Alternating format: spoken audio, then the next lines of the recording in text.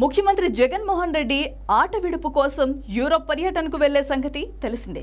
అందుకోసం ఆయన CBI court నుంచి పర్మిషన్ కూడా పొందారు.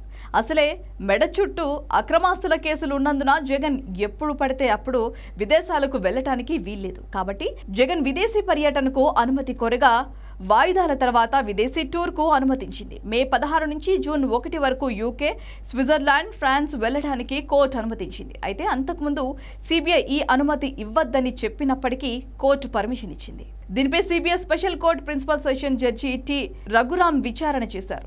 జగన్ తరపు న్యాయవాది జి అశోక్ రెడ్డి వాదనలు వినిపిస్తూ అక్రమాస్తుల కేసులు ప్రస్తుతం హియరింగ్ అండ్ ఛార్జెస్ దశలో ఉన్నాయని, వీటికి చాలా సమయం పడుతుందని పేర్కొన్నారు.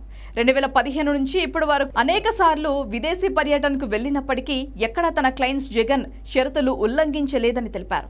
సిబిఐ తరపు న్యాయవాది ఇంద్రజిత్ సంతోషి వాదనలు వినిపిస్తూ ప్రజాప్రతినిధులపై క్రిమినల్ కేసులను వేగంగా పరిష్కరించడం కోసం సుప్రీంకోర్టు పలు మార్గదర్శకాలు జారీ చేసిందని గుర్తు చేశారు. వాటి అమల్లో భాగంగా జగన్ కేసులను రోజువారీ పద్ధతిలో విచారణ చేయాల్సి ఉందని చెప్పారు. ఇతర నిందితులు కార్పొరేట్ ముసుగులో మోసపూరితంగా ఆయాచిత ఆర్థిక లబ్ధి పొందారని ఇంద్రజిత్ సంతోషి వాదించారు. అలాగే జగన్ రెడ్డి తీరును కూడా సిబిఐ ఎండగట్టింది. ఎప్పటికప్పుడు జగన్ మినహాయింపులను వాడుకుంటూ ఏదో ఒక కారణంతో విదేశీ పర్యటనలకు వెళ్తున్నారని ఆరోపించారు.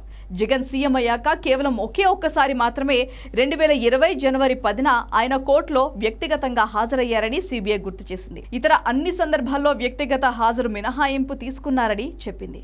అక్రమాస్తుల కేసులో ఒకరి తర్వాత ఒకరు వివిధ కారణాలతో కోర్టు ప్రొసీడింగ్స్ కు ఆటంకాలు కలిగిస్తున్నారని వెల్లడించింది. నిందితులు వేరువేరుగా వివిధ సెక్షన్ల కింద అప్లికేషన్లు దాఖలు చేస్తూ మధ్యంతర ఉత్తర్వులు పొందుతూ లేట్ చేస్తున్నారని తెలంగాణ హైకోర్టు 2017, 2018లో తీర్పులు ఇచ్చిందని సిబిఐ ప్రస్తావించింది. జగన్ సహా ఆయన సహా నిందితులు విచారణలో ఆలస్యానికి కారణమవుతున్నారని, మళ్లీ అదే ఆలస్యాన్ని కారణంగా చూపి బెయిల్ షరతుల నుంచి మినహాయింపు పొందాలని చూస్తున్నారని సిబిఐ వాదించింది. ఈ నేపథ్యంలో విదేశీ పర్యటనల సహా ఎలాంటి మినహాయింపులు వారికి ఇవ్వద్దని సిబిఐ కోర్టు ఆదేశించింది. ఇరుపక్షాల వాదనలు విన్న కోర్టు పిటిషనర్ విదేశీ పర్యటనలకు వెళ్లేటప్పుడు ఉల్లంఘనలకు పాల్పడినట్లుగా సిబిఐ ఎలాంటి ఆధారాలు చూపనందున ఆయనకు అనుమతించింది.